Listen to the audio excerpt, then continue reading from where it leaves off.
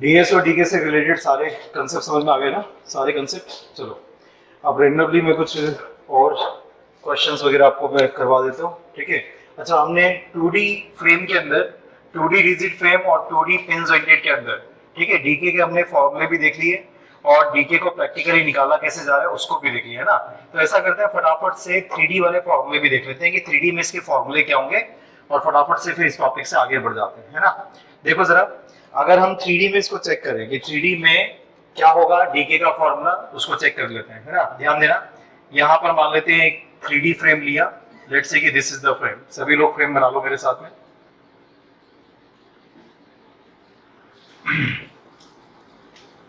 मान लो this is the frame,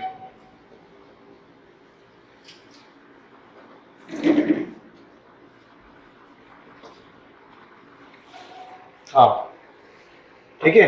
देखो इस जगह पर मुझे ये बताओ जरा, यहां पर आपके पास में डीके कितना आ रहा है, ठीक है। तो डीके को जब देखोगे तो आपको ना 3D में मैंने ज्वाइंट के बारे में बताया था कि 3D में अगर कोई ज्वाइंट होता है रिजिड ज्वाइंट, तो वहां पर मैक्सिमम डिग्री ऑफ फ्रीडम 6 होती है ना। 3 तो डिस्प्लेसमेंट्स वाली, delta x, delta y, delta z, और 3 रोटेशन वाली, है ना, थीटा 1, ठीक है, यानी कि थीटा एक्स, थीटा वाई और थीटा जेड वाली।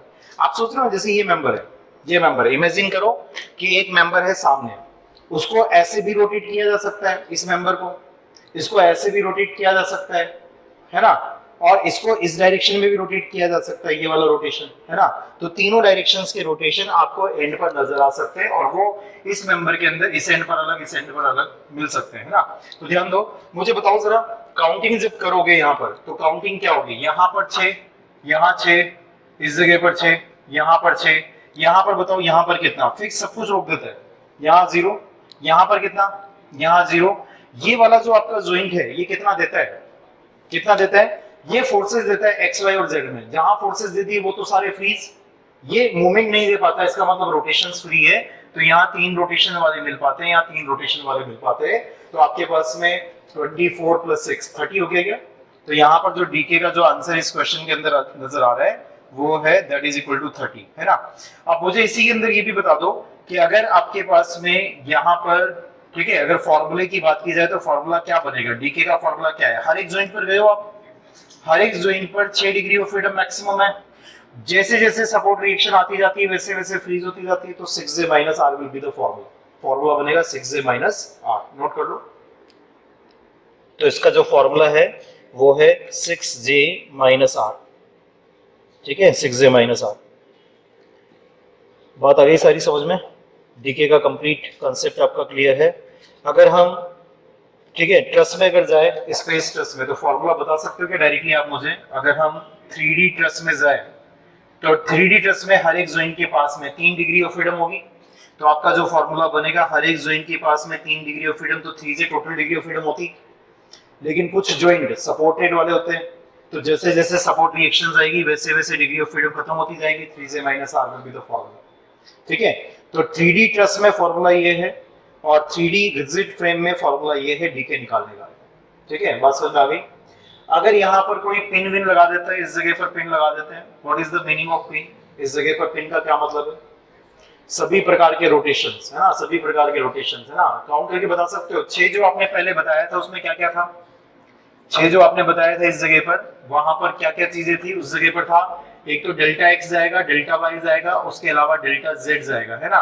उसके अलावा ये तीनों का एक ही रोटेशन था, चाहे वो एक्स में घूमेगा तब भी तीनों एक साथ घूमेंगे, वाई में घूमेगा तब भी तीनों एक साथ घूमेंगे, और जेड में घूमेगा तब भी तीनों एक साथ घूमेंगे, कुछ ऐसा था यहाँ पर। लेकिन जैसे ही पिन बनाओगे तो सबके इंडिविजुअल हो जाएंगे, यानी कि 6 रोटेशन वाले जो आपने पहले 3 रोटेशन वाले जो आपने लिए थे वो सिंगल सिंगल रोटेशन थे, क्योंकि तीनों के सेम थे रोटेशन।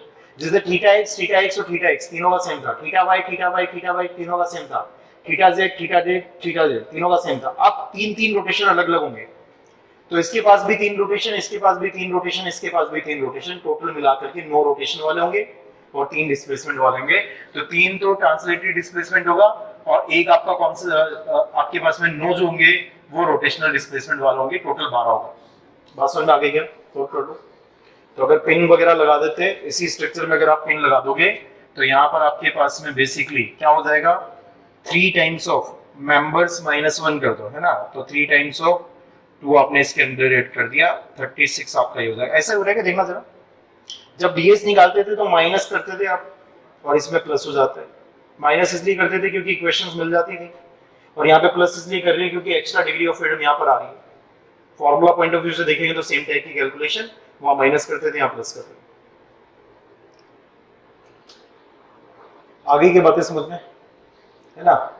तो यहाँ पर 6 ऑलरेडी था, 12 यदि अब हो गया है तो यहाँ पर 6 एडिशनल आ गया। 6 एडिशनल की कैलकुलेशन ये है कि अगर आपको पिन मिलती है इस जगह पर, तो आप जो पहले कैलकुलेशन करते थे डीएस में, है ना, तो उसमें करते थे कि कितने मेंबर्स पिन से जुड़े हुए हैं, तो कितने मेंबर जुड़े हैं, 3 मेंबर, 3 में से 1 कम करो 2 हो गए, और ये 3D वाला चल रहा है तो 3-3 मूवमेंट्स वाले चल रहे होते थे, है ना, तो 3 × 2 करते थे।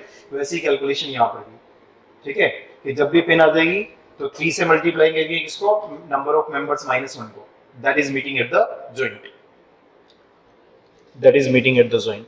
चलो कुछ फटाफट से कुछ क्वेश्चंस और लेते हैं, फिर इस टॉपिक से हम बाहर निकल जाएंगे, ना। नोट करो, find the total degree of indeterminacy, find the total degree of indeterminacy, find the total degree of indeterminacy, bracket में लिख लो, both internal and external, find the total degree of indeterminacy both internal and external, both internal and external of the plane frame given in the figure, of the plane frame given in the figure, of the plane frame given in the figure.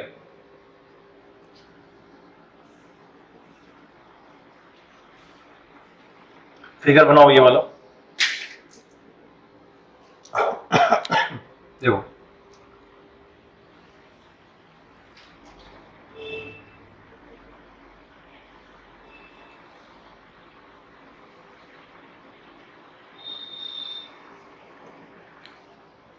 इसके लिए solve करो, कितना है,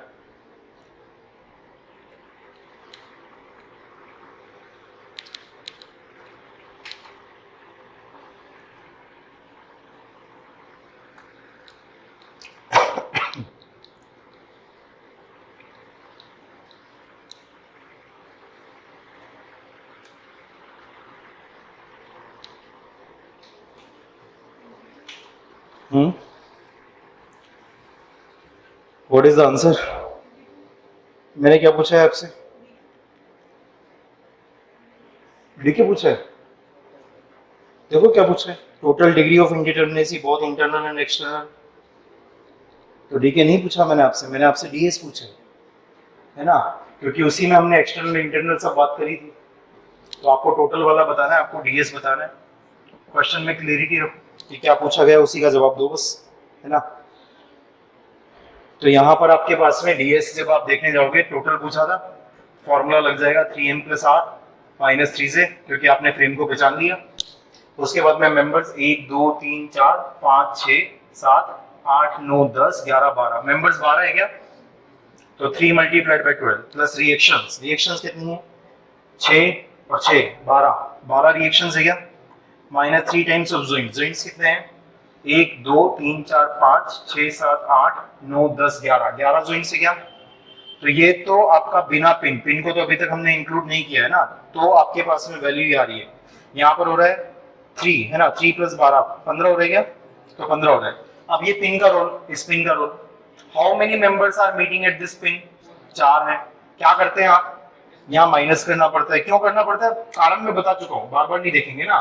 क्या करते हैं, फिर thumb rule बता दिया मैंने आपको, तो क्या करते हैं, माइनस कर देंगे, कितना माइनस करेंगे, 1 कम करके, तो 4 - 1, और मल्टीप्लाइड बाय 3 कब करते हैं, अगर स्पेस हो, है ना, स्पेस हो यानी कि 3D हो तो मल्टीप्लाइड बाय 3, 3 से मल्टीप्लाई क्यों करते हैं, क्योंकि वहां पे तीनों मूवमेंट्स होते हैं, यहाँ एक ही मूवमेंट है, सिर्फ z डायरेक्शन वाला, है ना।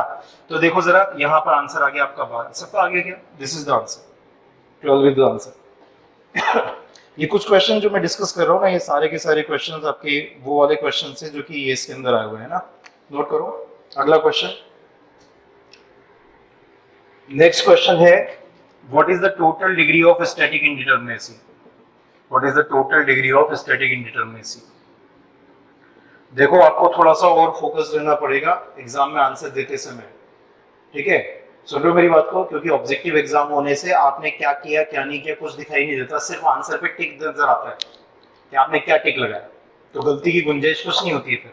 और एक छोटी सी गलती, एक नंबर की गलती सिलेक्शन ले सकती है, सिलेक्शन गिरा सकती है ना। तो आप लोगों को थोड़ा सा ज्यादा अच्छे से फोकस रहना पड़ेगा। चलो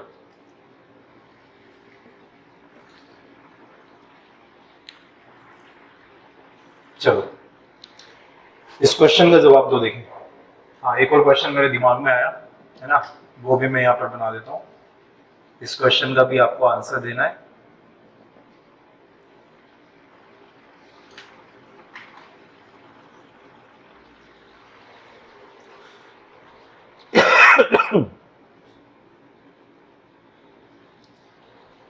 इस क्वेश्चन के अंदर आपको निकालना है व्हाट इज द डीएस, कितना है इस क्वेश्चन का।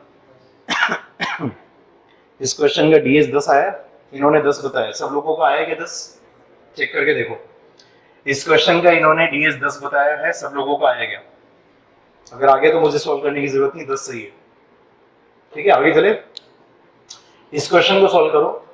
और इसमें ऐसा करो कि जब हम निकाल ही रहे हैं तो इनमें भी डीके वीके भी निकाल दो, इसमें डीके भी निकाल दो, डीके कितना आ रहा है वो भी चेक कर लेता हूँ। इसका भी डीएस निकाल दो और इसका भी डीके निकाल दो, दोनों काम करो। इन दोनों क्वेश्चंस के लिए डीएस और डीके निकाल करके बताओ। हाँ यहां पर इस जगह पर अगर आप देखोगे तो यहां पर कितना आ रहा है, इस पे आ रहा है 3 3 3 और 3, ये सारे जीरो। यहां पर आ रहा है 4, यहां पर आ रहा है 4, 3 3 9, ठीक है? 18 18 और 6 कितना, 18 और 8, ठीक है? 26 12, अच्छा 12, आजकल 12 हो रहा है, 12 और 8 20, ठीक है? 20 आगे क्या सबका डीके, डीके 20 आगे। 20 ऑप्शन में नहीं मिले तो सब समझते हो आप, है ना, क्या करना है। चलो मुझे ये बताओ जरा, इसके अंदर डीएस कितना है? What is the DS in this case? हाँ देखो, राज की पैनी नजरों से कुछ नहीं बच पाता, मैं बनाना तो चाहता हूँ क्वेश्चन। अब इसने राज ने ये पूछा कि सर ये ज्वाइंट पे है या इधर है, तो किधर है? जहां दिख रही उधर ही है, जहां दिख रही है उधर ही है। ये क्वेश्चन है ना, सुनो मेरी बात को ध्यान से, है ना, ये वाला क्वेश्चन। और अगर मैं क्वेश्चन ये वाला बनाता हूँ जो कि राज ने पहचान लिया है ना, क्वेश्चन बहुत इजीली पहचानता है राज, है ना। देखो यहाँ पर अगर नहीं, बहुत अच्छी बात है, यही तो चीज है जो सीखनी है आपको। ये पेन यहाँ बना दे तो ये दोनों अलग अलग क्वेश्चन है, ये क्वेश्चन अलग है, ये क्वेश्चन अलग है, तो पिन कहाँ लगी है उस बात पर भी मैटर करेगा, है ना। तो करो, देखो देखो हर चीज समझने की है, जब तक समझोगे ना तब तक मजा आता होगा पढ़ने में। देखिए तो बटन लगेगा आपको। हाँ तो पहले नीचे वाले का आंसर दे दो, देखें नीचे वाले का, क्योंकि नीचे वाला तो हमने सॉल्व किया हुआ, कोई दिक्कत ही नहीं इसमें, है ना। अगर आपको इसका डीएस का आंसर देना हो तो पहले नॉर्मली देख लो, 1 2 3 4, कितना हो गया 4, 4 और 2 6, है ना। तो 3 मल्टीप्लाइड बाय 6 प्लस रिएक्शन कितनी 6 minus 3 time number of joint, 3 और 3 6, ये कैंसिल आउट हो गया, 6 आ गया आपका। अब 6 में से 2 माइनस हो गए, 4 आ गया, है ना। नीचे वाले का आंसर तो 4 है डीएस का। तो अब ऊपर वाले का कितना है? ऊपर वाले में कैलकुलेशन करोगे वही विदाउट पिन करो, पहले तो विदाउट पिन करोगे तो वही 6 आएगा, 6 आएगा ना। अब 6 में से फिर पिन लगाई अब आपने। अब पिन कहाँ है? पिन है एक तरीके से, इसको यूं सोचो कि थोड़ा सा दूर ही सोचो, फिर जब है ही इसमें बीम में, ऐसे सोचो, इसको माइक्रोस्कोप से देखोगे तो ऐसा नजर आएगा, ये सुन लो, बस वही बात है, ठीक है। तो बताओ जरा 6 माइनस कितना करेंगे 1, 5 आंसर आएगा। अब डीएस का 5 आंसर आएगा, और डीके का क्या आंसर आएगा? डीके का भी आंसर देख सकते हो, यहाँ पर डीके का आंसर देखोगे तो वो कितना होगा 3 3, यहाँ 4, ठीक है। 4 है कितने? नहीं 4 नहीं, भावनाओं में मत दो, 3 तो रोटेशन वाले और 2 डिस्प्लेसमेंट वाले, यहाँ 5 है, गिनना सीखो इनको, है ना। 5 क्यों है? 3 तो रोटेशन, अलग अलग रोटेशन मेंबर के, और जाएंगे तो 7 जाएंगे, एक्स और वाई में डिस्प्लेसमेंट सबके बराबर होंगे तो 5 यहाँ पर होंगे, इसलिए काउंटिंग आनी चाहिए कि भाई कौन से वाले, ये जरूर आना चाहिए, है ना। 5 यहाँ पर है, यहाँ बताओ यहाँ पे कितने हैं? 3, यहाँ 0 0 चल ही रहा है, तो कितने हो गए ये 14 हो गए, है ना। तो डीके इज इक्वल टू 14। चलो यहाँ पर ये तो आपने डीएस बताया था, दिस वाज डीएस, डीके कितना होगा? तो डीके आपको निकालना है तो ये 3 ये 3 ये 3 ये 3, इसके अलावा ये 4, है ना। तो डीके हो जाएगा कितना? 12 और 4 16, सही है ना। अब तो सही ठीक है, चलो बात आ गई क्या समझ में कि पिन कहाँ लगी हुई है, इधर लगी हुई है बीम में या फिर जॉइंट पर लगी हुई है। तो जॉइंट पर लगी हुई है, माइक्रोस्कोप से देखो अगर कहाँ है, बीम में है तो बीम में ही है वो, तो वही कंसेप्ट लगेगा जो बीम में लगाते हैं, है ना। नोट करो, what is the static indeterminacy for the given frame, है ना, लास्ट क्वेश्चन इस टॉपिक से, लास्ट क्वेश्चन। फिर स्ट्रक्चर्स के दौरान हमारे जो जो भी क्वेश्चन आते रहेंगे उसमें हम सीखते रहेंगे, ठीक है। इस टॉपिक से तो हम बाहर निकलेंगे। अब मैं स्टेबिलिटी की चर्चा करूंगा, पहले आप लोग, ठीक है, इसका लास्ट मुझे ये वाले का और बता दो कि what is the static indeterminacy for the frame given, for the given frame. आप अभी के अभी प्रैक्टिस कर लेना, सारे क्वेश्चन सारे हो जाएंगे किसी भी एग्जाम में आए हो। फिर भी अगर नहीं हो पाया आपसे, या आपको अपने अपने मेथड से, कुछ और मेथड से करो, कुछ और आंसर आए, मुझे आप बता देना, मैं क्लास में एक्सप्लेन कर दूंगा, ठीक है। वैसे कोई क्वेश्चन ऐसा होगा नहीं जो आपसे सॉल्व ना हो, ठीक है। चलो, इस जगह पर एक पिन लगी हुई है, ये ओरिजिनल एग्जाम में आए हुए क्वेश्चन बता रहा हूँ आपको, है ना। इसका भी इन्होंने क्या पूछा, डिग्री ऑफ स्टैटिक इंडिटरमिनेसी पूछी है। चलो फाइंड आउट करो।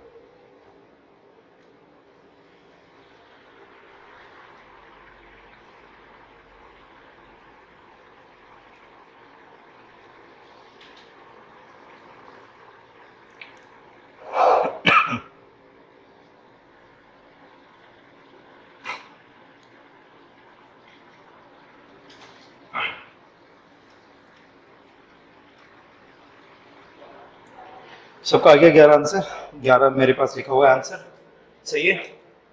किसी को कोई तकलीफ नहीं है तो होगी भी नहीं, है ना।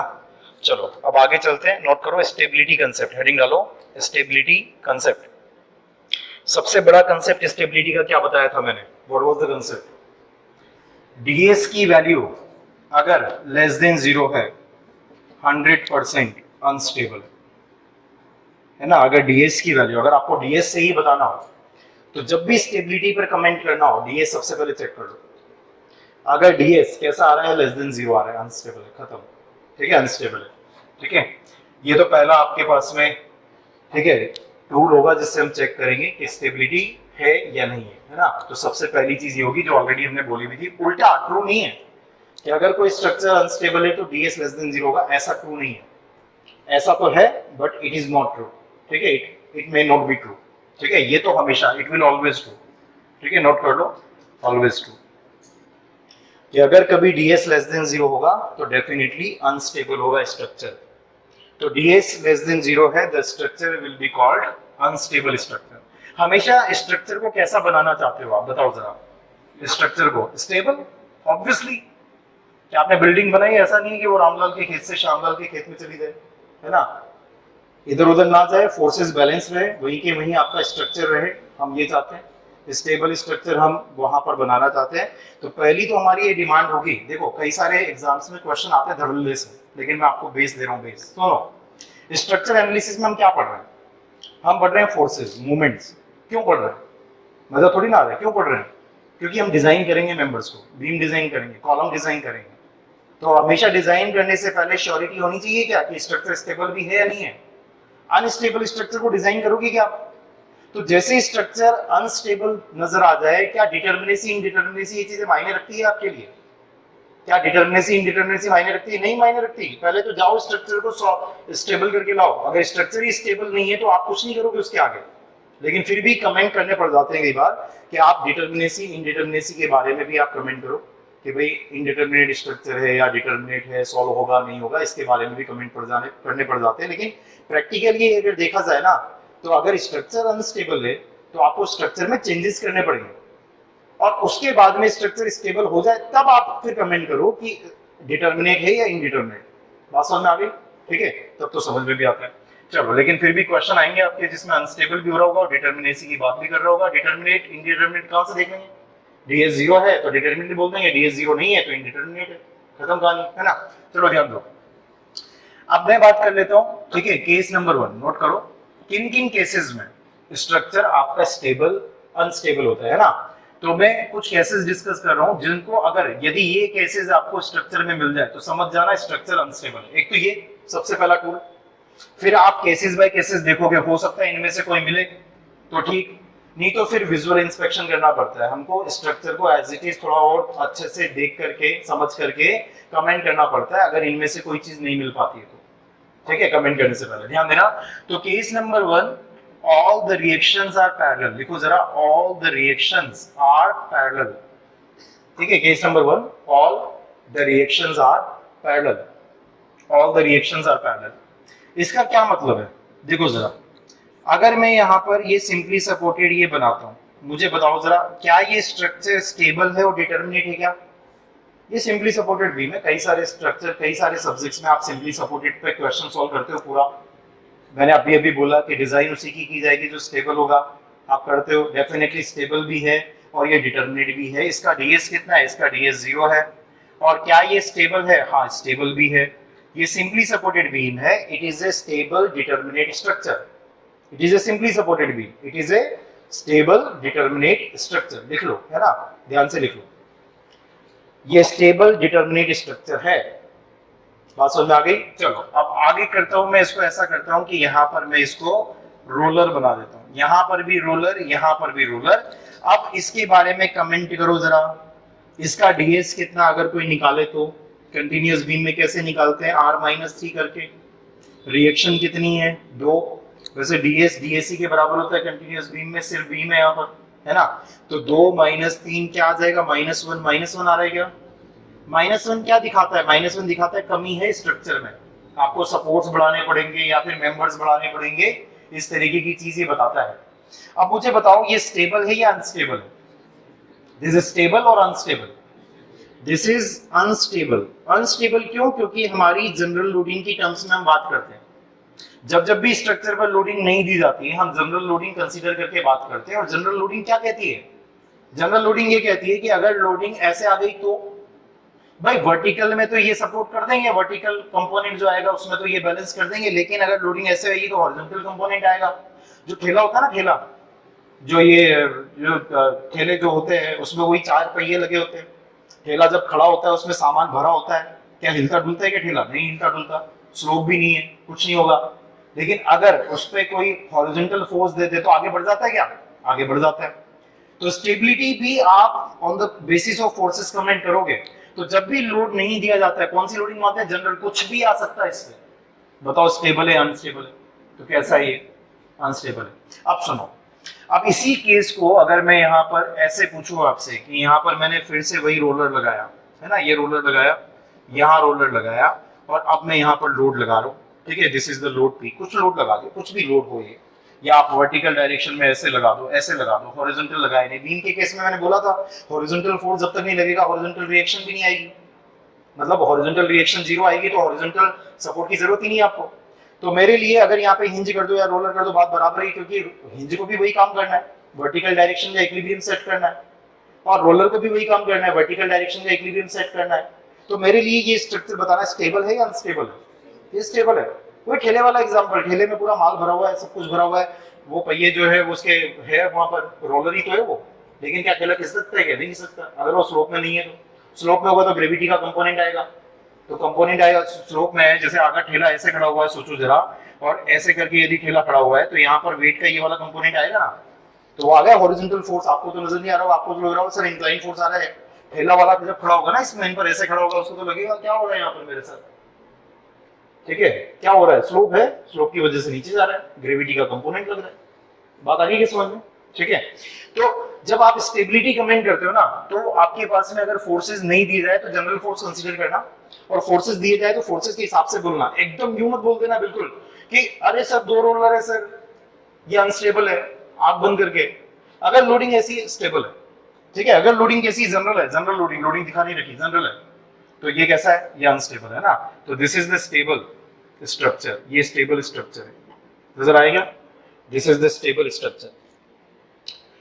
चलो मोटा मोटा आइडिया तो दे दिया, अब मैं अपने टॉपिक पे चलता हूं। All the reactions are parallel, इसका क्या मतलब है? ठीक है, all the reactions are parallel. सुनो, अगर यहां पर देखोगे आप इस जगह पर, तो यहां पर रिएक्शन फोर्स ऐसे आएगा, यहां पर रिएक्शन फोर्स ऐसे आएगा, है ना, वर्टिकल डायरेक्शन में फोर्सेस आएंगी, these are the vertical direction के फोर्सेस।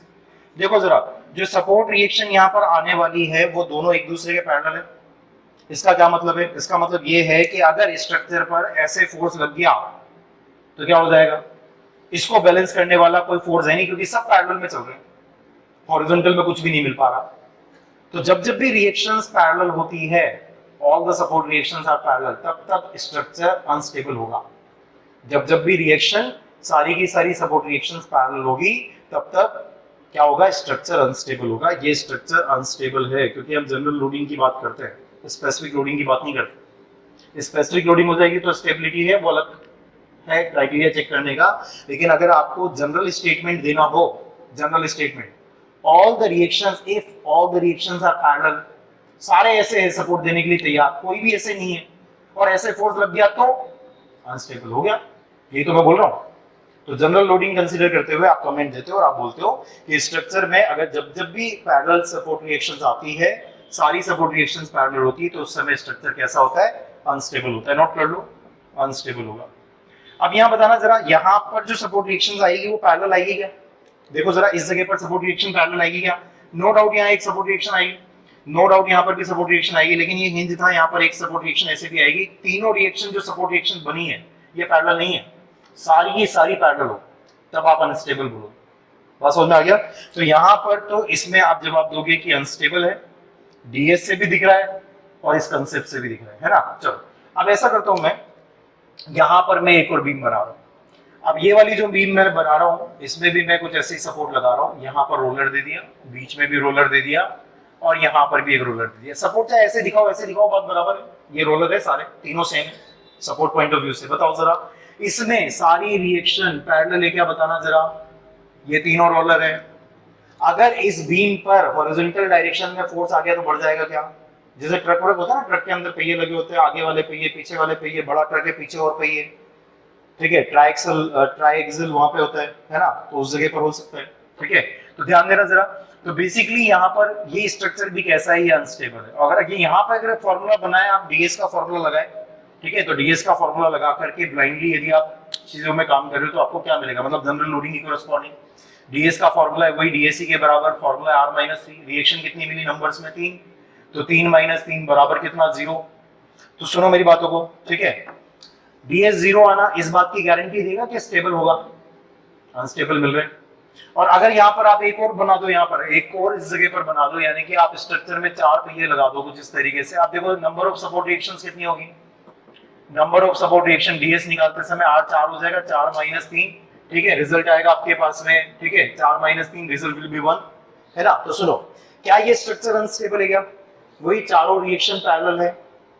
और लॉजिक क्या है? क्योंकि अगर कोई हॉरिजॉन्टल फोर्स आया तो कोई ऐसा सपोर्ट नहीं है जो हॉरिजॉन्टल में रिएक्शन दे पाए, हॉरिजॉन्टल में रोक पाए, इस वजह से अनस्टेबल चल रहा है। तो ये अनस्टेबल है, ये अनस्टेबल है, ये अनस्टेबल है।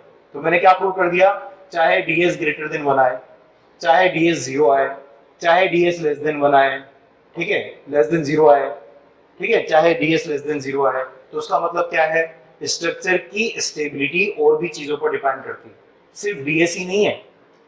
सिर्फ डीएस से चेक करके आप नहीं बता पाओगे। अगर डीएस लेस देन 0 है 100% होगा, ये तो श्योर है। बात आ गई कि समझ में? ठीक है, गिरीश आ गया समझ में? ठीक है, चलो सॉल्व करो, नोट करो फटाफट, आगे बढ़ेंगे फिर। If all the support reactions are parallel, if all the support reactions are parallel, then the structure will be unstable. If all the support reactions are parallel, then the structure will be unstable. Comment मेरा एक single सा comment था, simple comment मेरे आ रहे हैं, उन comment को समझ भी लो, ठीक है, और अच्छे से उनको लिख भी लो। कमेंट मैंने 2 दिए अभी तक बस।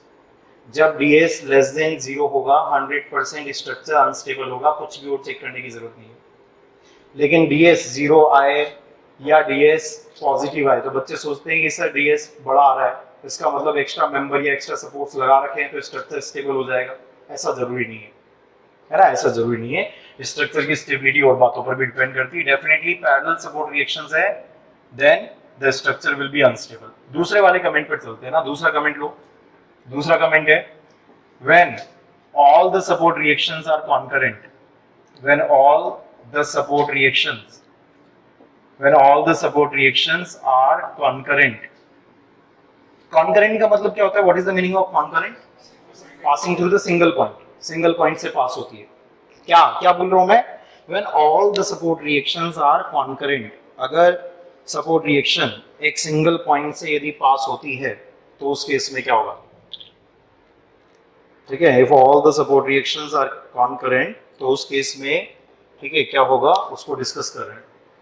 चलो ध्यान देना, मान लेते हैं कि आपके पास में कुछ इस तरीके से यहाँ पर एक सपोर्ट है, दिस इज आपका हिंज सपोर्ट, और उसके अलावा आपके पास में यहाँ पर एक कुछ इस तरीके का सपोर्ट यहाँ पर है, ठीक है, आर कॉन्करेंट है ना, यहाँ पर एक सपोर्ट है, और वो सपोर्ट इस तरीके से है कि यहाँ पर जो आपका रोलर है ना, जो यहाँ पर रोलर है वो कुछ इस तरीके से आपको दिया हुआ है, ठीक है, रोलर इज लाइक दिस, ठीक है, दिस इज द रोलर, ठीक है, तो इस रोलर का जो नॉर्मल है ना वो कुछ ऐसे आ रहा है, सोचो जरा, है ना, मैंने क्या बनाया, this is one part, one member, this is the other member, यहाँ सपोर्ट दिया है, यहाँ सपोर्ट दिया है, ये डॉटेड लाइन सिर्फ रास्ता दिखा रही है, रास्ता दिखा रही है। देखो अब यहाँ पर जब आप सपोर्ट रिएक्शंस बनाओगे, है ना, सपोर्ट रिएक्शंस बनाओगे, ध्यान देना, ये वाला रोलर कैसे रिएक्शन देता है, नॉर्मल टू द प्लेन, है ना, नॉर्मल टू दिस प्लेन, यानी कि ऐसे देगा,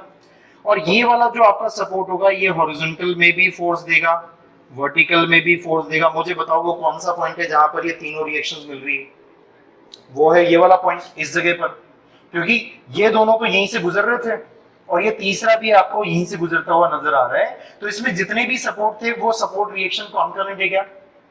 अब कंकरेंट सपोर्ट रिएक्शन का मतलब क्या होता है, सुनो, अगर मैंने मान लो यहां फोर्स लगाया F, सोचो जरा, यहां फोर्स लगाया F, मुझे बताओ जरा, स्ट्रक्चर तब स्टेबल होता है जब all the condition of equilibrium are satisfied, summation fx बराबर 0, समेशन fy बराबर 0, समेशन mz बराबर 0, यानी कि इस पॉइंट के अबाउट, इस पॉइंट के अबाउट समेशन ऑफ mz बराबर 0 होना चाहिए था, लेकिन नहीं हो पाएगा। क्यों नहीं हो पाएगा, क्योंकि जो रोकने वाले थे ना, जो रेजिस्टेंस दे सकते थे, जो मोमेंट बैलेंस करवा सकते थे, वो सारे इस पॉइंट के अबाउट मोमेंट 0 दे रहे हैं।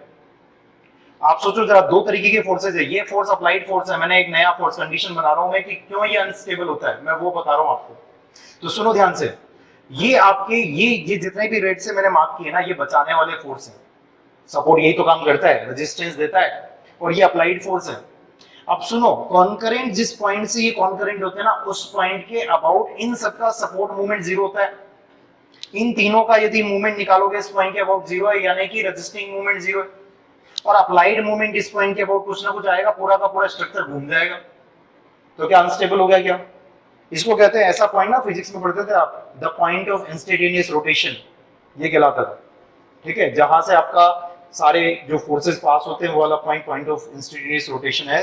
तो क्वेश्चन ऐसे भी बन के आ जाता है, ये पॉइंट ऑफ इंस्टेंटेनियस रोटेशन कहलाता है, ये वो पॉइंट है जिसके अबाउट कहीं पर भी आप फोर्स लगा दो, इसके अबाउट ये स्ट्रक्चर आपका अनस्टेबल हो गई होगा, क्योंकि रोटेट हो जाएगा। समझ में आ रही है ये बातें, ठीक है, लिख लो, बना लो, ये ध्यान देना, स्ट्रक्चर में ये चीजें बहुत अच्छे से समझनी चाहिए। ये कौन सा फोर्स है, ये अप्लाइड फोर्स है, ये अप्लाइड फोर्स है, ये मैंने लगाया एग्जांपल के तौर पे, ऐसा नहीं है हमेशा ऐसे, कभी भी कहीं पर भी लगा दो आप अप्लाइड फोर्स को, अदर देन दिस पॉइंट, अगर यहीं पर लगा दिया तो मूवमेंट की कोई बात ही नहीं होगी, मूवमेंट आएगा नहीं फिर तो।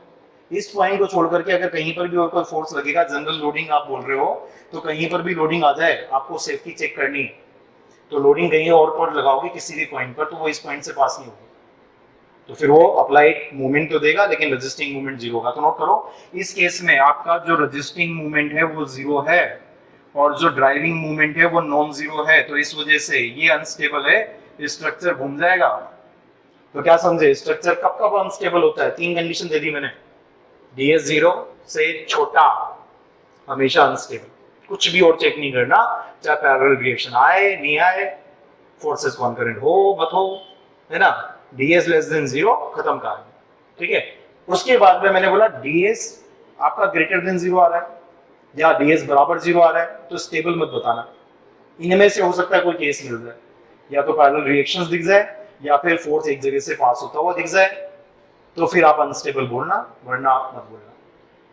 बात समझ में आ गई, ठीक है। तो मोटा मोटा आइडिया तो ये है स्टेबिलिटी चेक करने का, है ना।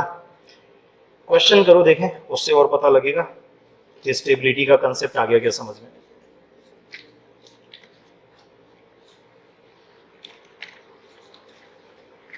नोट करो, which one of the following structure is determinate and statically determinate and stable? Which one of the following structure is statically determinate and stable? आपको कमेंट करना है स्टैटिकली डिटर्मिनेट भी हो और स्टेबल भी हो, आपको ये कमेंट करना है।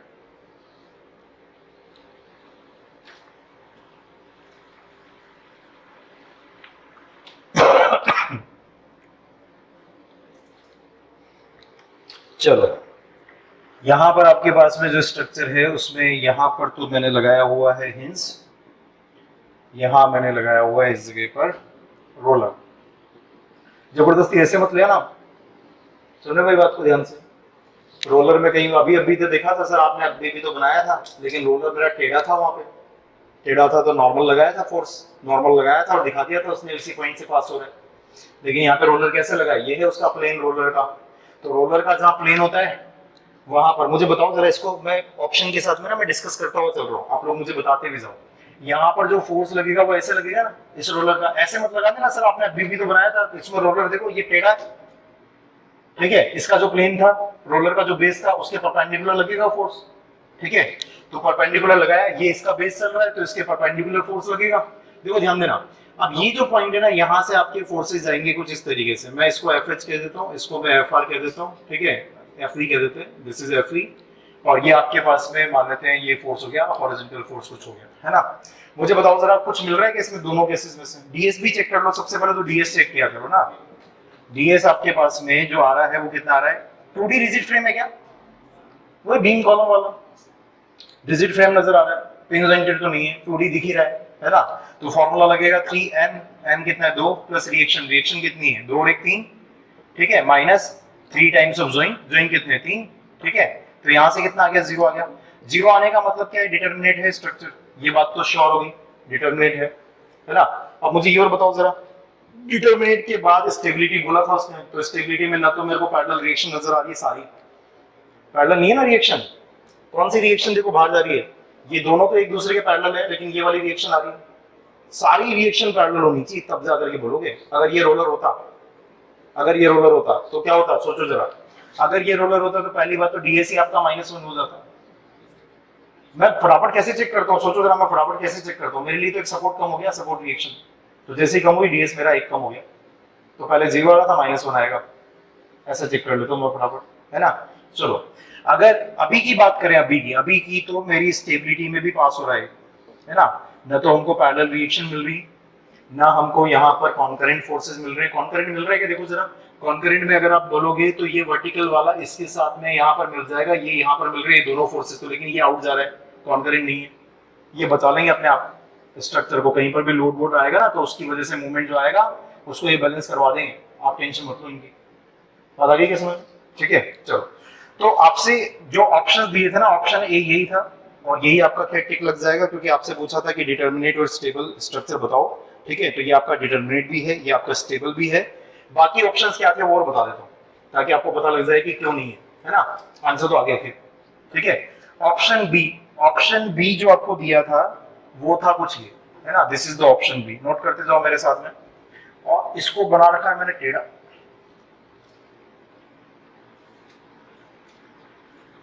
आंखों का धोखा बहुत होता है स्ट्रक्चर्स में, इस चीज का ध्यान रखना। पढ़ोगे क्या और स्ट्रक्चर निकलेगा कैसा, है ना। ये है स्ट्रक्चर। अब इसका मुझे डीएस बताओ सबसे पहले, तो इसका डीएस बताओ। पिछले वाले में और इस वाले में सपोर्ट रिएक्शन एक ज्यादा है, एक आएगा, चेक कर लो, है ना। तो इसका डीएस बना रहा है।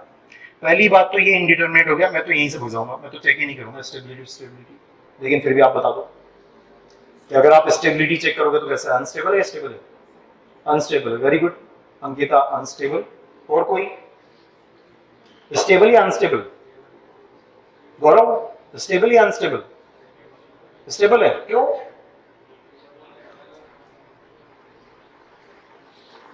कैसा, स्टेबल या अनस्टेबल है?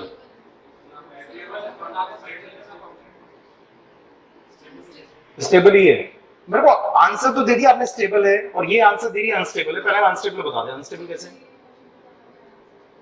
हाँ नहीं, ये तो आंसर ही फालतू में वो बोल रहे हो आप, है ना? और कोई बताओ स्टेबल है क्यों?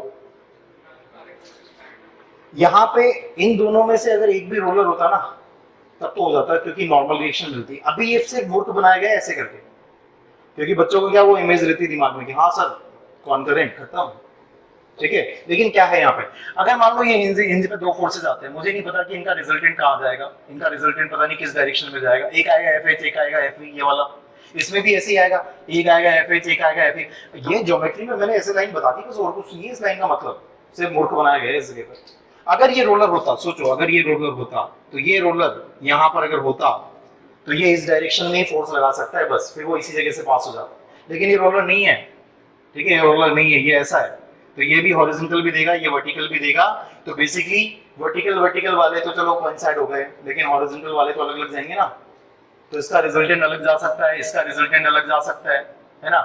इसका रिजल्टेंट आपका कुछ और अलग मिल सकता है। अब आप सोचेंगे सर इसका रिजल्टेंट ऐसे जाके यहाँ मिल जाएगा, फिर यहाँ से मिल जाएगा, ठीक है, होगा डिफरेंट होगा, है ना, अलग अलग डायरेक्शंस में जा सकते हैं। चलो बताना जरा नेक्स्ट, ठीक है, नेक्स्ट ऑप्शन सी। तो इसमें आपका इंडिटरमिनेट था और ये आपका स्टेबल था, है ना। चलो तीसरे वाले ऑप्शन पर चलते हैं। तीसरा वाला ऑप्शन आपका ये है जिसमें फिक्स्ड बीम है और बीच में हिंज लगा रखा है। बताओ जरा, फिक्स्ड बीम है और हिंज, फिक्स्ड बीम है और हिंज है, इसका डीएस आ जाएगा कितना? डीएस आ जाएगा, वैसे जनरल में फिक्स्ड बीम का 3 होता है, 3 माइनस 1, ठीक है, 3 माइनस 1, यहाँ पर 2 आ जाएगा, आगे क्या, ठीक है। ये इनडिटरमिनेट तो इसको देख करके बन गया, दिस इज इनडिटरमिनेट। इसके अलावा यहाँ तो रिएक्शन भी है, मूवमेंट्स वगैरह भी है, तो बोल रहा हूँ उन सब चीजों के बारे में। स्टेबल होगा, ठीक है, दिस इज स्टेबल, नोट कर लो। दो ही तो केस बताया था मैंने आपको, पैरेलल रिएक्शन या फिर कौन करें। यहाँ तो मूवमेंट्स वगैरह सारे सपोर्ट्स मिलेंगे, कोई दिक्कत आएगी नहीं, ठीक है। इसके बाद में नेक्स्ट लिखो। नेक्स्ट वाला जो स्ट्रक्चर है आपका वो स्ट्रक्चर है ये वाला। इसमें आपको यहाँ रोलर दिया है ना, ये भी एसी में आया हुआ क्वेश्चन है, यहाँ रोलर दिया है और यहाँ रोलर दिया है। अब बताओ जरा, ये स्टेबल है अनस्टेबल है कैसा है? डिटरमिनेट तो है ना, डिटरमिनेट तो है, 3 रिएक्शन आएगी, R -3 करोगे 0 आ जाएगा। लेकिन ये कैसा है? पैरेलल रिएक्शन, यानी कि अनस्टेबल है। यहाँ पर ये अनस्टेबल बनेगा। तो एक ही ऐसा था जो कि स्टेबल भी था और डिटरमिनेट भी था, वो ऑप्शन 1 था, ठीक है, दिस वाज द आंसर। जितने भी स्टेबिलिटी वाले क्वेश्चंस होंगे इन कंसेप्ट से हो जाएंगे। फिर भी अगर कोई क्वेश्चन बच जाता है ना तो स्ट्रक्चर में अंदर जाकर के देखना पड़ता है। जैसे कोलैप्स मैकेनिज्म के समय बताया था मैंने, 3 पैरेलल हिंज यदि मिलती है बिना किसी और सपोर्ट के, सोचो जरा, है ना, तो वो लिख लो जरा। जैसे कोलैप्स मैकेनिज्म जैसे आप स्टील वगैरह में आप देखते हो प्लास्टिक एनालिसिस में, देखो एक हिंज यहाँ है, एक हिंज यहाँ है और एक और हिंज यहाँ दे दो, ये अनस्टेबल है, ये अनस्टेबल है। क्योंकि पिन टू पिन ये कैसे चलता है? पिन टू पिन ये ऐसे रिजिड बॉडी घूम जाएगा। अब आप सोच रहे होंगे सर ये वाला क्यों नहीं, यहाँ पर जब लोडिंग वगैरह लगेगी ना, जैसे लोड वगैरह लगेंगे यहाँ से, तो ये डिफॉर्म होगा पिन से ऐसे, ये डिफॉर्म होगा, ये डिफॉर्मेशन है। और ये रिजिड बॉडी मोशन है, ये रिजिड बॉडी मोशन है। रिजिड बॉडी मतलब ये डिफॉर्म नहीं हुआ, ये मुड़ गया ऐसे, ऐसे ये रोटेट हो गया पूरा मेंबर ही। इन दोनों में डिफरेंस है, यहाँ डिफॉर्मेशन है, यहाँ रिजिड बॉडी मोशन है, पूरी की पूरी बॉडी मूवमेंट में चली गई। इन दोनों में डिफरेंस है, समझ में आ रही है ना बातें, ठीक है। तो जब भी 3 पिन कंटिन्यूएशन में होगी विदाउट एनी सपोर्ट ब्रेसिंग्स वगैरह, ठीक है, तो कैसा होगा? ये अनस्टेबल होगा। एक ये भी केस आता है आपका जो कि आप प्लास्टिक एनालिसिस में सीखते भी हो, है ना। रिजल्टेंट उनके मिलेंगे कभी ना कभी, हाँ,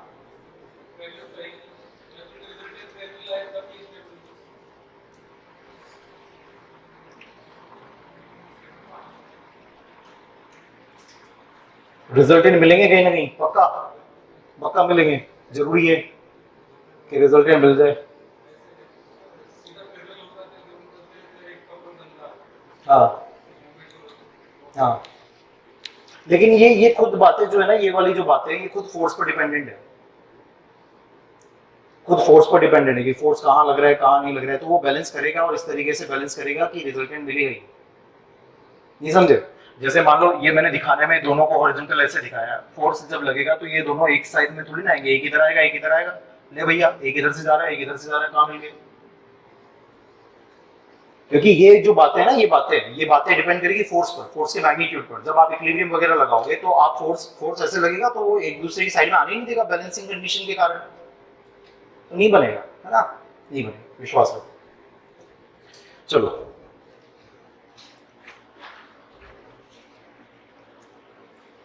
समझ में आ गई कि सारी बातें?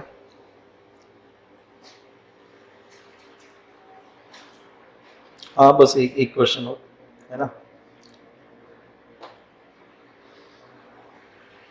इसमें आपको कुछ कमेंट दिए हुए हैं, बताना है कौन कौन से स्टेटमेंट सही है ना?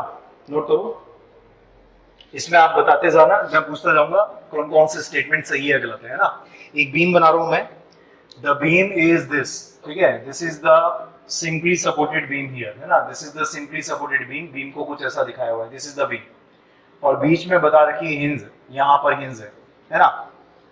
समझ गए? सिंपली सपोर्टेड बीम है और बीच में आपको हिंज दे रखा है, ठीक है? पहला स्टेटमेंट है द स्ट्रक्चर इज अनस्टेबल, सही है या गलत है?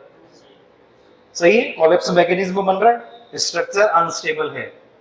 3 हिंज कंटिन्यूएशन में बिना किसी ब्रेसिंग्स के जब होगी तो स्ट्रक्चर रिजिड बॉडी मूवमेंट में चला जाएगा, ठीक है? तो स्ट्रक्चर अनस्टेबल होगा, है ना? पहली चीज तो ये समझ में आ गई क्या? दूसरी बात, the bending moment is zero at the support and at the internal hinge, support पर भी हिंज है और जो इंटरनल हिंज है वहां पर भी बेंडिंग मोमेंट जीरो होता है। जब जब भी हिंज आती है बेंडिंग मोमेंट हमेशा जीरो होता है, हमेशा, है ना? इस चीज का ध्यान रखना। इट इज ए मैकेनिज्म, तीसरा स्टेटमेंट, तो अभी तक ये तीनों स्टेटमेंट सही है ना? It is a mechanism.